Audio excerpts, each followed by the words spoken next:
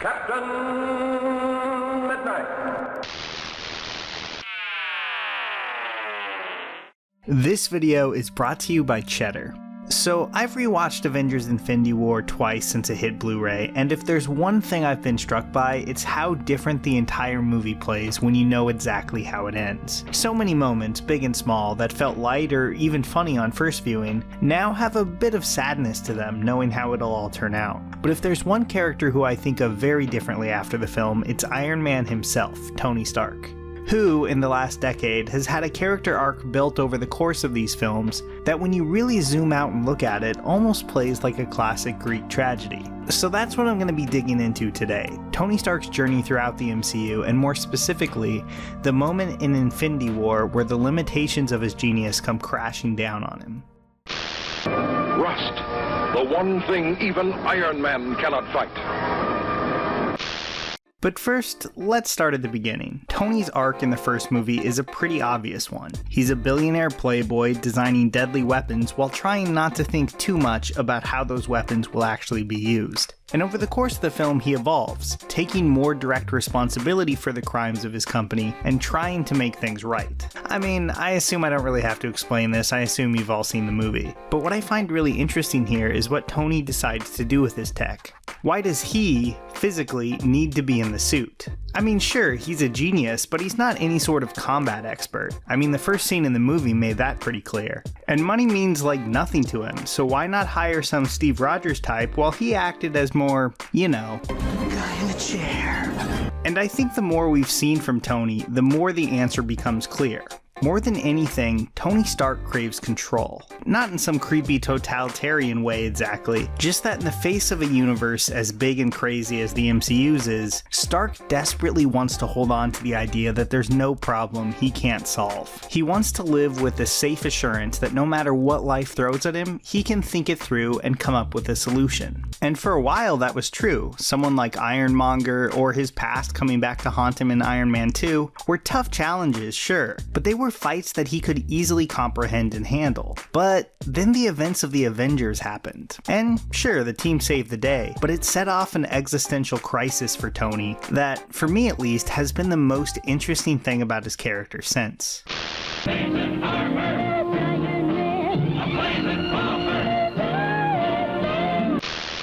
After the invasion of New York, Tony Stark realizes that no amount of genius or good intentions could ever prepare him for what's out there in space. There's just too many unknowns, too many threats that he could never account for, and no real way to plan for them all. Iron Man 3, a controversial movie that I happen to love, really digs into this, as Stark obsessively builds suit after suit, all in the hopes of regaining some sense of normalcy and control that he feels like he's lost. He ends that movie in a healthier place than where he started, sure, but I think those impulses are definitely still there afterwards. In my opinion, it's really telling that Iron Man has a different suit in basically every movie he's in. Why is that? Well, the cynical view would be that Marvel just wants to repackage the character over and over again to sell slightly different action figures to collectors who want to own every single variation. And while yeah, that's probably true, it also fits Tony Stark really well. He's constantly upgrading,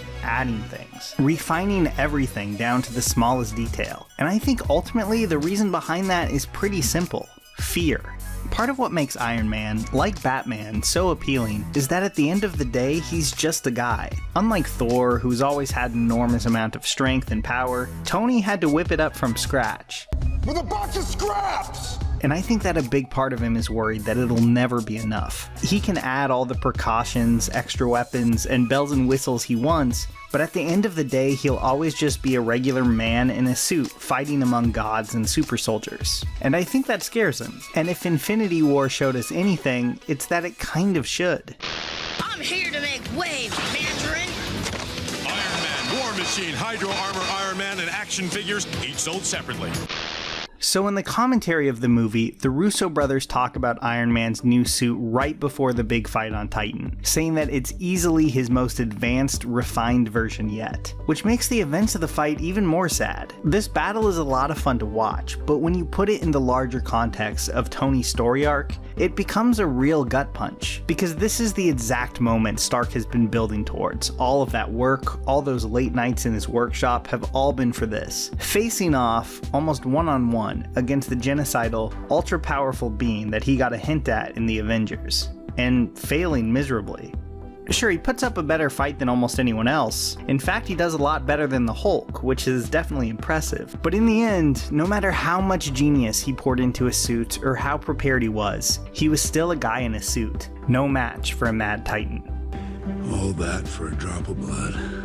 Tony's worst fears have come true, and it wasn't within his power to control it or stop it. I think the question of where Tony Stark goes from here is a really interesting one. The events of Ultron and Civil War were both pretty tragic for him, but nothing can really compare to what Thanos does here. And I'm not sure how Stark recovers from something that traumatic, especially when he's already been so shaken in the past. Whatever happens, I really hope they play up what happened to Peter Parker, because that death is probably the single most memorable moment of this movie. But even beyond that, we really have no idea if Pepper is still alive or how she'll feel about all of this if she is. Pepper has kind of felt like she's been put on the back burner since Iron Man 3, but I think that's a relationship that has to play a big part in Avengers 4, and hopefully they'll have more of an opportunity for it since the cast will be, let's just say, a much more manageable size. So really following up on all of Tony's relationships, from Pepper to Rhodey to, of course, Cap, seems like it should be essential in the next film. Iron Man is tricked by the Mole Man into a transparent metal cylinder, which is stronger than tempered steel.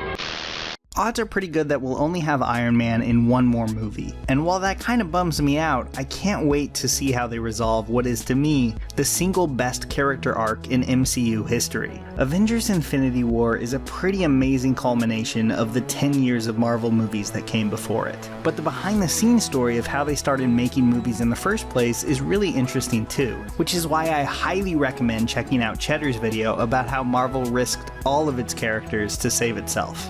You can check that out by clicking on the link in the pinned comment or video description below. And if you like it, feel free to subscribe to Cheddar and check out a bunch more of their videos. There's a ton of interesting stuff there. They cover business, tech, media, and news in a way that's always interesting, fun, and really engaging. Well, that is it for me this week, guys. Let me know what you think Tony is going to be up to in Avengers 4, because I'm really curious where they're going to take this. I'll be reading those comments below, and I will see you next week.